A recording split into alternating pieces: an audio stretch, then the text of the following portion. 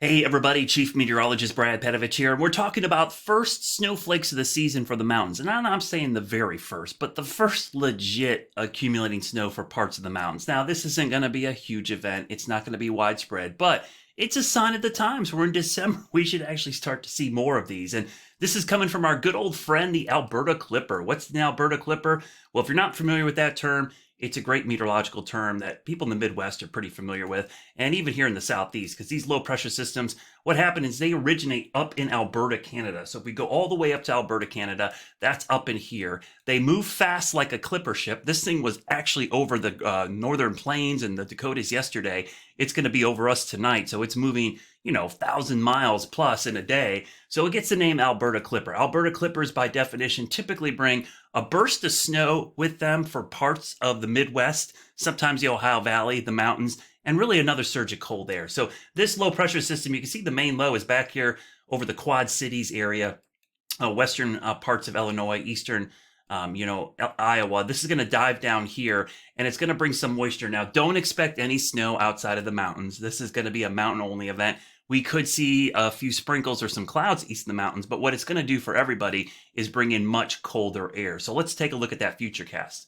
All right, so let's get right into it. So this basically this Alberta Clipper is going to be drifting to the southeast pretty quickly, and you can see by tonight we're likely going to see some snow up in parts of West Virginia, maybe even in the mountains, but I think it's going to be well after 8 or 9 o'clock that we start to see the first batches move in. You can see there's the first surge, and look how scattered it is. The main energy passes to the north, but what's driving this is northwest flow. Northwest flow is when the air comes out of the northwest. It's shallow, cold air. There's some moisture in it. It hits the mountains perpendicular. That lifts the air and squeezes out every little bit of moisture. But if you remember from geography or earth science class, east of the mountains in this setup, you get what's called the rain shadow. In this case, it's a snow shadow.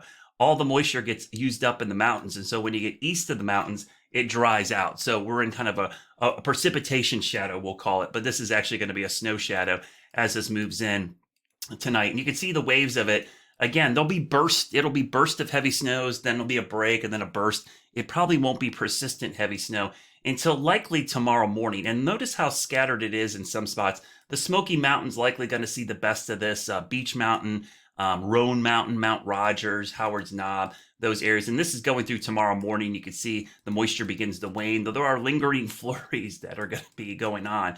One of the best ways to get good northwest flow is to get a nice fetch of moisture coming off the Great Lakes coming down here, because believe it or not, we get what's called long-range lake effect snow. It's northwest flow, but when the lakes are wide open like this and we get really cold air, we can get moisture being picked up, especially off of Lake Michigan and Lake Superior, and occasionally Lake Huron and Lake Erie to help enhance the snow. We don't have a long period of time where that occurs, so I don't expect a ton of that. But you could see probably through tomorrow evening, Wednesday, 5 o'clock, there might be some lingering flurries. It probably will shut off tomorrow. So there's probably a 12-hour window of early Wednesday morning into Wednesday evening where we're going to see some of the best snowfall in the North Carolina mountains. And then it kind of pushes out pretty quickly, and then cold air invades the entire region. How much snow? Let's take a quick look at that.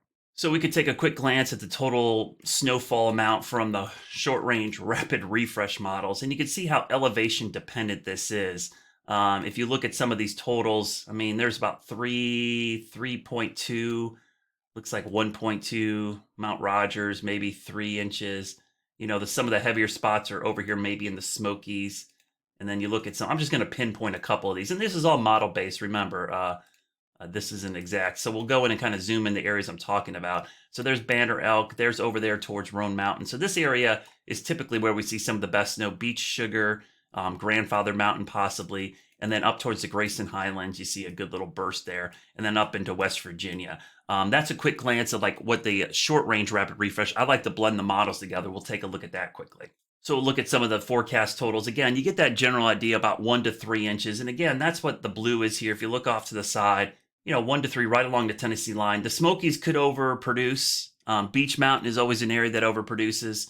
And then up in West Virginia, snowshoe area. If you look at the blend of models, you kind of see some of the totals, like maybe up towards Pocahontas County there at Snowshoe, maybe 7 inches. And then you get down here in North Carolina, 1 to 3, a few spots in the Smokies. Like I said, Mount LeConte, I wouldn't be shocked if they came in with 6 or 7 inches.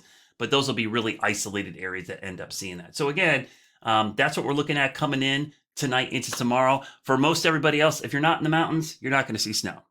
You're just going to see a surge of cold air. Highs tomorrow will only be in the low 50s east of the mountains, morning lows in the 20s.